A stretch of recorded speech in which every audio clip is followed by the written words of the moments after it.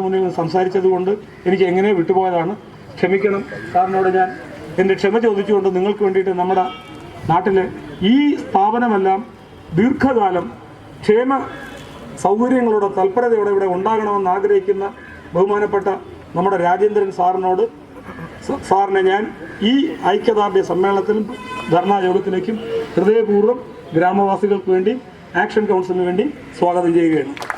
സാമൂഹ്യ സാംസ്കാരിക രാഷ്ട്രീയ ബഹുമാന്യനായ നമ്മുടെ MLA ശ്രീ വർക്കല കഹാർ, ഇവിടെ സ്വാഗതം ആശംസിച്ച ബഹുമാന്യനായ ഈ ആക്ഷൻ കൗൺസിലിൻ്റെ ജനറൽ കൺവീനർ ശ്രീ ഹാഷിം,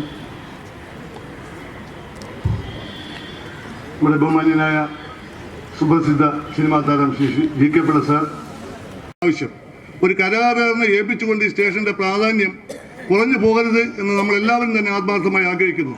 അതിനുവേണ്ടി തന്നെയാണ് ഈ ജനങ്ങളെല്ലാം തന്നെ ഇവിടെ എത്തിച്ചേർന്നിട്ടുള്ളത്. ഇപ്പോൾ നമ്മൾ ഇതിനകത്ത് ഒരു രാഷ്ട്രീയമോ അല്ലെങ്കിൽ മറ്റ് ഒരു പരിഗണനയും ആർക്കും കൊടുത്തിട്ടില്ല. പിന്നീട് നമ്മുടെ നാട്ടിൻ്റെ പൊതുവായ ഒരു പ്രശ്നം എന്ന നിലയ്ക്ക് നമ്മളെല്ലാവരും നമ്മുടെ ഒരു വിഷയമാക്കി എടുത്തുകൊണ്ട് ഈ റെയിൽവേ സ്റ്റേഷൻ്റെ പഴയ പദവി നിലനിർത്തി കിട്ടുന്നതിന് വേണ്ടിയുള്ള ആത്മാർത്ഥമായ പരിശ്രമം ഇവിടെ ഉണ്ടാകണമെന്ന് ഞാൻ നിങ്ങളോട് വിനീതമായി അഭ്യർത്ഥിക്കുകയാണ്. നമ്മുടെ ഈ ഇടവ റെയിൽവേ സ്റ്റേഷനിൽ അടുത്ത കാലത്തുണ്ടായ ദാരുണമായ സംഭവങ്ങളൊക്കെ നിങ്ങൾ എല്ലാവർക്കും തന്നെ അറിയാം. നമ്മുടെ ഒരു ബഹുമാന്യനായ നമ്മുടെ ഒരു സൈക്കിൾ വർക്ക്ഷോപ്പ് നടത്തിയിരുന്ന ഒരു ഗുരുദാസൻ, ഈ നമ്മുടെ ഇപ്പോഴത്തെ നേരത്തെ ഇവിടെ സൂചിപ്പിച്ച പോലെ പ്ലാറ്റ്ഫോമിൻ്റെ ഉയരക്കുറവ് കാരണം ഇന്നത്തെ ഈ ട്രെയിനിൽ കയറണമെങ്കിൽ തെങ്ങിൽ കയറുന്ന പോലെ പിടിച്ച് കയറുന്ന വഴിക്ക് അദ്ദേഹത്തിന് കൈ സ്ലിപ്പ് ആയി അദ്ദേഹം ട്രെയിനിനടിയിൽപ്പെട്ട് മരിച്ചു. അതുപോലെ ഒരു INTC ചുമട്ട് തൊഴിലാളി ഒരു ശശി ഇവിടെ തൊഴിലെടുത്ത് ജീവിക്കുന്ന ആളായിരുന്നു. അദ്ദേഹം ഇതേപോലെ ട്രെയിനിൽ കയറാൻ നേരം വഴുതി വീണ് 2 കൈയും മുട്ടിന് മുകളിൽ വെച്ച് അറ്റുപോയി. ഇപ്പോൾ സെക്രട്ടേറിയറ്റിന് മുമ്പിൽ ഭിക്ഷ യാചിക്കുന്നു. അതുപോലെ തന്നെ ഒരു പാചകം ചെയ്യുന്ന ഒരു തൊഴിലാളി ഇതേപോലെ വീണ് മുട്ടിൻ്റെ ഇടുപ്പിന് താഴെ വെച്ച് 2 കാലും അറ്റുപോയി.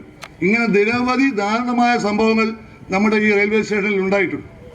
ഇതൊക്കെ പരിഹരിച്ച് കിട്ടണമെന്ന് നമ്മൾ പലപ്പോഴും നമ്മുടെ റെയിൽവേ അധികാരികളോടും നേരത്തെ MP ആയിരുന്ന നമ്മുടെ വർക്കല ആശിഷ് സാറിനോടും ഇപ്പോഴത്തെ നമ്മുടെ ബഹുമാന്യനായ MP നമ്മുടെ അഡ്വക്കേറ്റ് സമ്പത്തിനോടും ഒക്കെ തന്നെ നമ്മൾ നിരവധി പ്രാവശ്യം നമ്മൾ അഭ്യർത്ഥിച്ചിരുന്നതാണ്.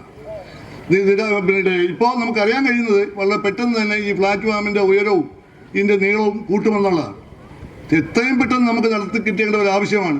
നേരത്തെ സ്വാഗത പ്രസംഗത്തിൽ ഇവിടെ സൂചിപ്പിച്ചതുപോലെ ട്രെയിനിൽ കയറുന്നവർക്കും ഇറങ്ങുന്നവർക്കും അത്രയേറെ ദുരിതം അവർ അനുഭവിച്ചുകൊണ്ടിരിക്കുന്ന ഒരു അവസരമാണ് ഇപ്പോൾ നമ്മുടെ മുമ്പിലുള്ളത്. ഇതിനൊരു മാറ്റം ഉണ്ടാകണം. അതിനു വേണ്ടി നിങ്ങൾ ഇതിൻ്റെ ഈ യോഗത്തിൽ പങ്കെടുക്കാനെത്തിയ നേരത്തെ ഇവിടെ സൂചിപ്പിച്ചു, ഇതൊരു സൂചനാ സമരം ധർണാ സമരം മാത്രമാണ്.